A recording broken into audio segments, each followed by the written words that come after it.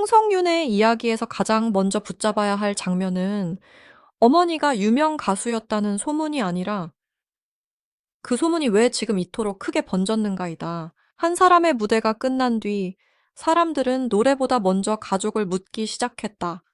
왜 저렇게 어린 얼굴에서 오래 버틴 사람의 소리가 나오는가? 왜 밝게 웃는 순간에도 눈빛 한쪽에는 쉽게 설명되지 않는 무게가 남아 있는가? 그리고 왜 홍성윤이라는 이름 뒤에는 어머니라는 단어가 계속 따라붙는가? 이 이야기는 단순한 가족 미담으로 끝나지 않는다.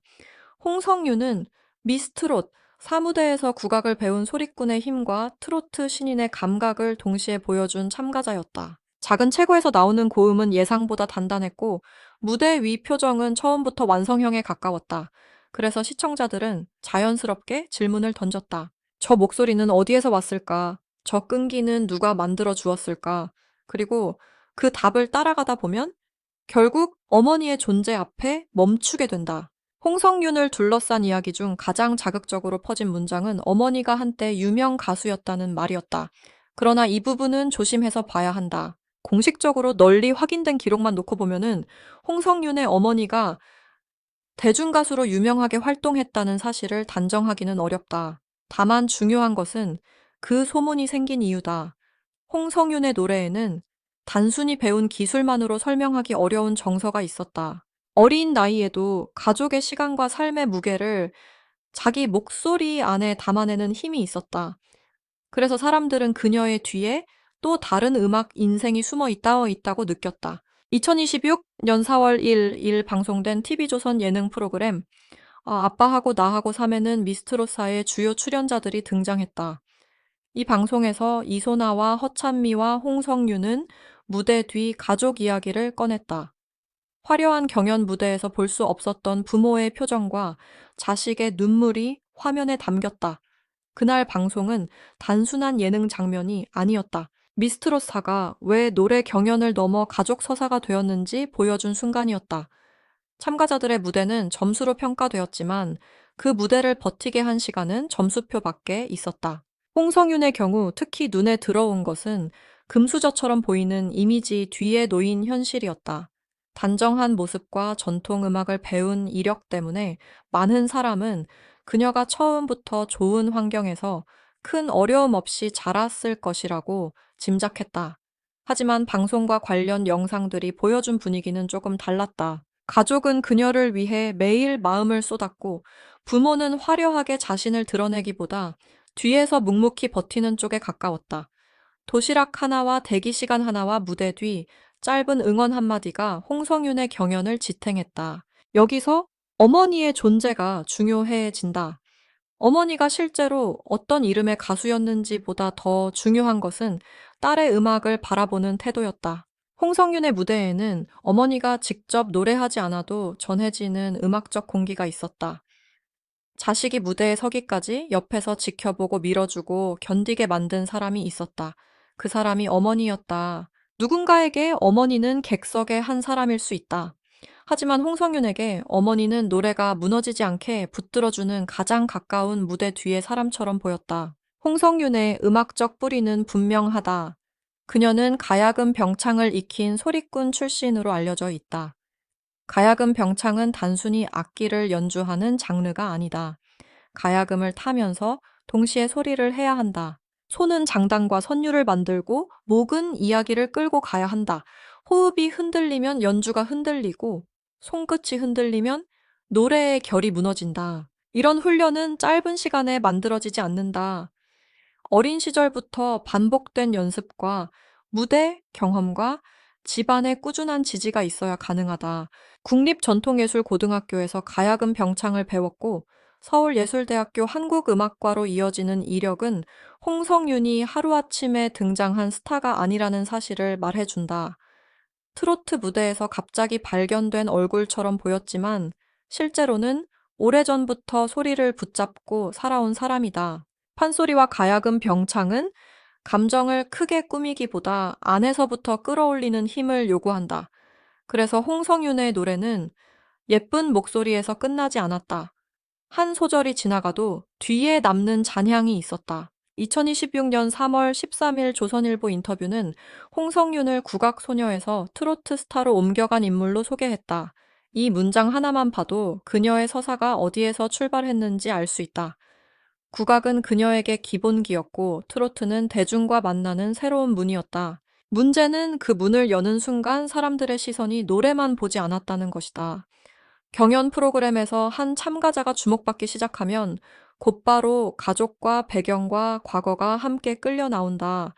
홍성윤도 예외가 아니었다. 그 과정에서 어머니를 둘러싼 말들이 커졌다. 한때 유명 가수였다는 말은 사람들의 호기심을 자극하기에 충분했다.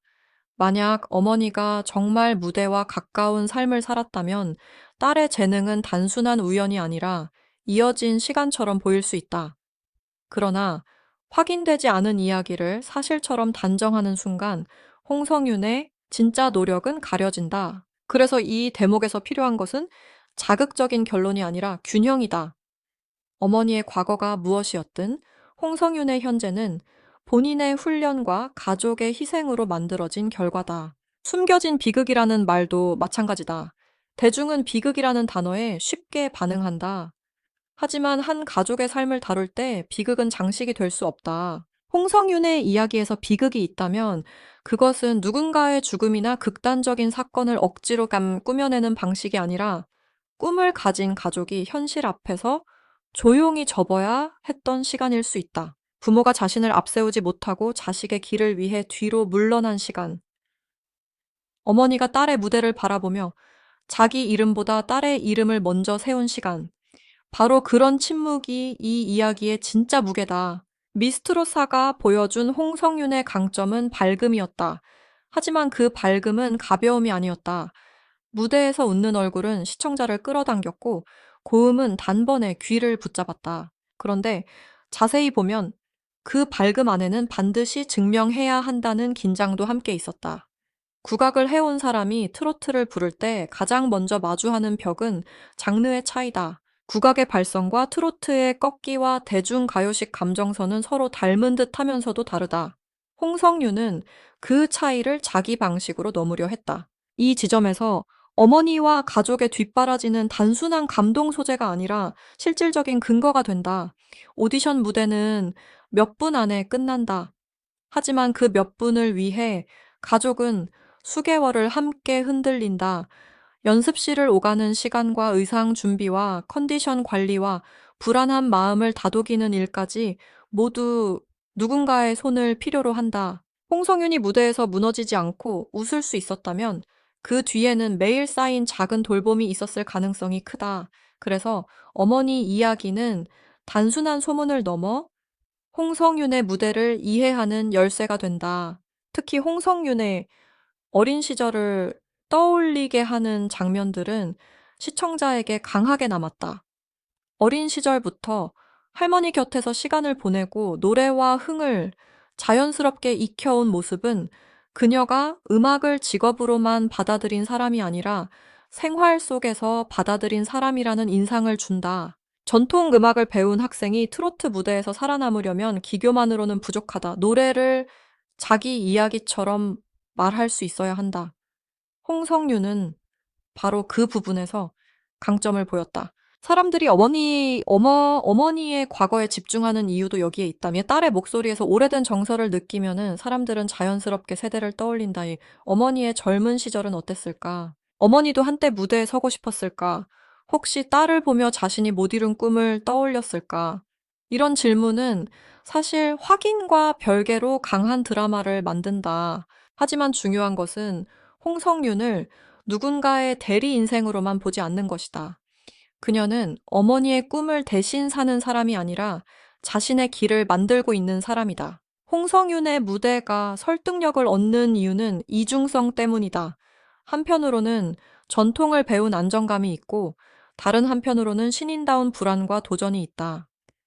가야금 병창을 해온 사람답게 소리의 중심은 탄탄하지만 트로트라는 무대에서는 매 순간 새롭게 증명해야 한다. 그래서 그녀가 한 소절을 부를 때마다 관객은 기술과 감정이 동시에 움직이는 장면을 보게 된다. 이 균형이 홍성윤을 단순한 화제성 참가자에서 오래 볼만한 가수로 바꿔놓았다. 2026년 봄 미스트롯 살을 둘러싼 화제성은 참가자 개인의 실력뿐 아니라 가족 이야기를 통해 더 커졌다. 이소나의 어머니 사연과 허찬미의 부모님 이야기처럼 참가자들의 무대 뒤에는 각자의 가족사가 있었다. 홍성윤도 그 흐름 안에서 주목받았다. 누군가는 우승 여부를 보았고, 누군가는 순위표를 보았다. 하지만 오래 기억되는 것은 결국 무대가 끝난 뒤에도 남는 사람의 이야기다. 홍성윤에게는 어머니와 가족이라는 단어가 바로 그 역할을 했다. 그렇다면 홍성윤의 어머니에게 얽힌 비밀은 무엇인가? 그것은 어머니가 어떤 무대에서 얼마나 유명했는지보다 딸의 뒤에서 얼마나 오래 자기 존재를 낮추었는지에 가깝다. 대중은 유명 가수라는 말에 먼저 반응했지만 진짜로 봐야 할 것은 이름 없는 희생이다. 딸이 빛나는 동안 가족은 조명 밖에 있었다. 딸이 노래하는 동안 어머니는 자신의 이야기를 크게 말하지 않았다. 그 침묵이 오히려 더 큰 궁금증을 만들었다. 그리고 이 이야기가 비극처럼 들리는 이유도 바로 그 침묵 때문이다.